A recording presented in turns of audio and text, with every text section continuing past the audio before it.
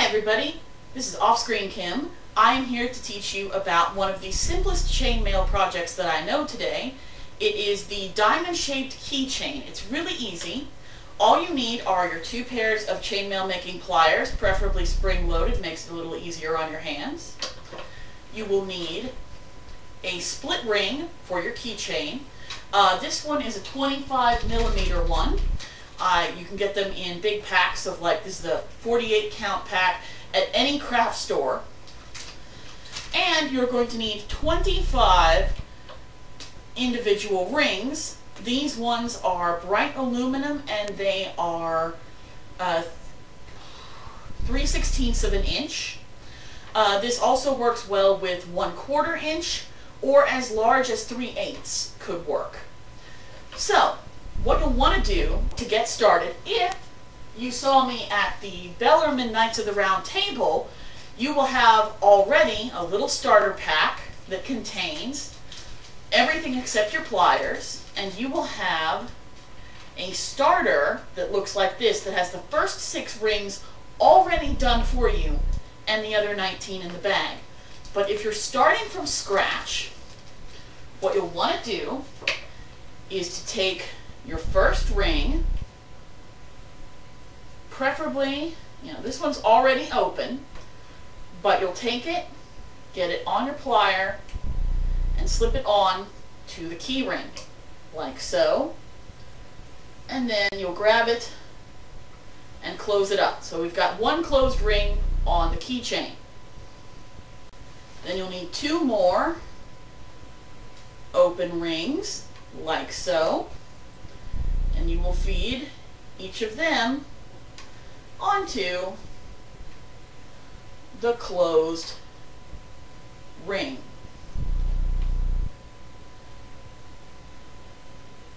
So you've got 1, 2, 3 rings on there. So it's key ring, 1 ring, 2 rings. Now's where it starts to get a little bit more complicated. We're going to open a few more rings here because we've done a row of 1 and a row of 2. Now we're going to do a row of 3. Now, the row of 3, the middle one, you'll want to pass through both of the 2. So you'll take that and it goes through both of the 2. And close it up. But the 2 outsides, you'll only want to go each through 1 of the 2. So you put this only through that one, but not through the other. Close it up. And you take this other, and you put it only through this one, but not through the other. And what you'll have now is, if I can make it straighten out,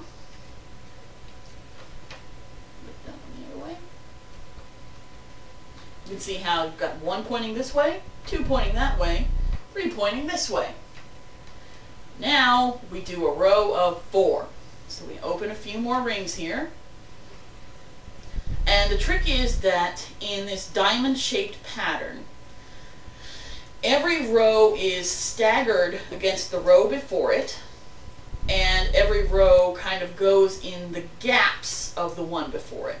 See how you've got the 1 on the top, the 2 beneath that are staggered at either side of it, and then the 3 beneath that are staggered at either side of those. It's like they go through the middle of the ones preceding them. So for the 4, I'm going to put it through 1 and 2 of the 3.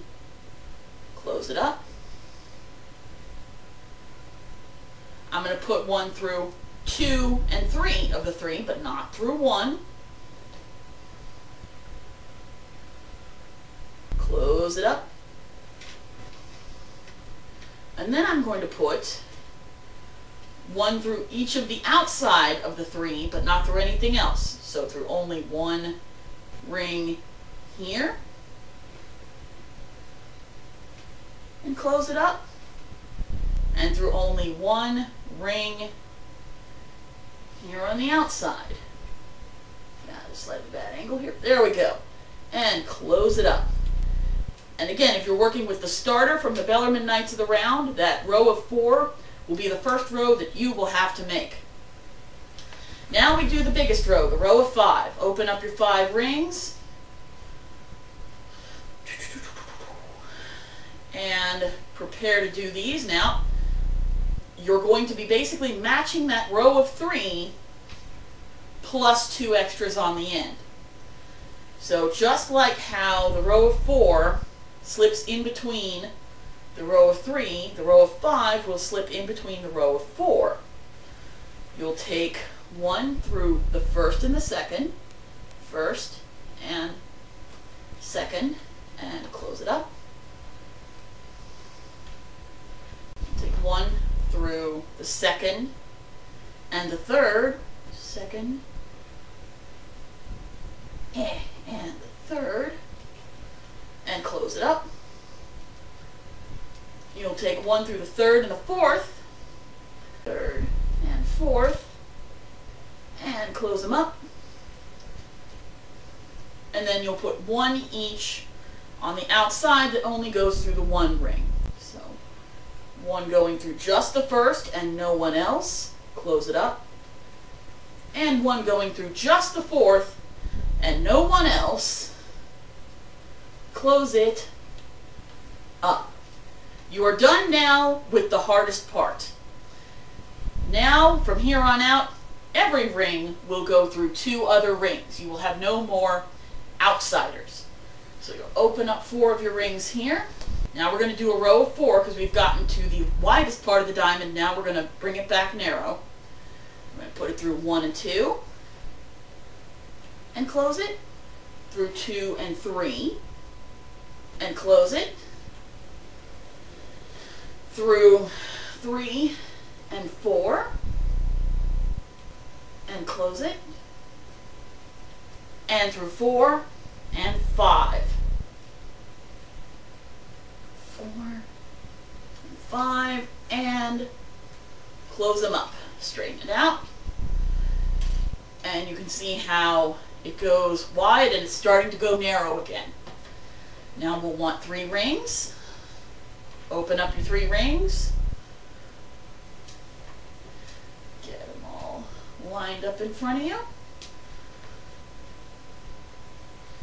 And once again, every one of these 3 rings is going to go through 2 rings on the row of 4. So we go through 1 and 2 and close it.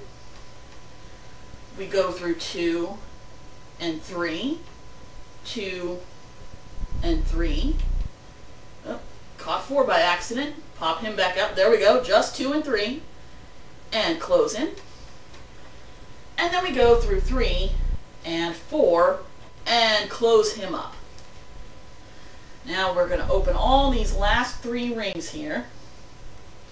If I can not be a klutz, that would help. Always helps to not be clumsy. But the good thing about chainmail is that if you are clumsy, you have infinite chances to reopen the rings and try again. Chainmail is a very forgiving art. Alright, so I got my final 3 rings here. I'm going to do a row of 2, so through 1 and 2, and close it, and through 2 and 3, close it, straighten it out, and our last ring goes through the bottom 2 right here, through 1, through 2, close it up, and there is your project. You have this lovely little expand out, contract in diamond made out of 25 rings. It's great for a keychain. I've also seen people use them as zipper pulls on their backpacks or their wallets or purses. If you make them with smaller rings, I've made them before with 1/8 inch. They're not bad as earrings. Or this size, you could probably also use as like a pendant or just any other ornament that's going to hang on something relatively smallish. It's very simple. You can dress it up with color, but right now I'm just showing you the basic version with the bright aluminum.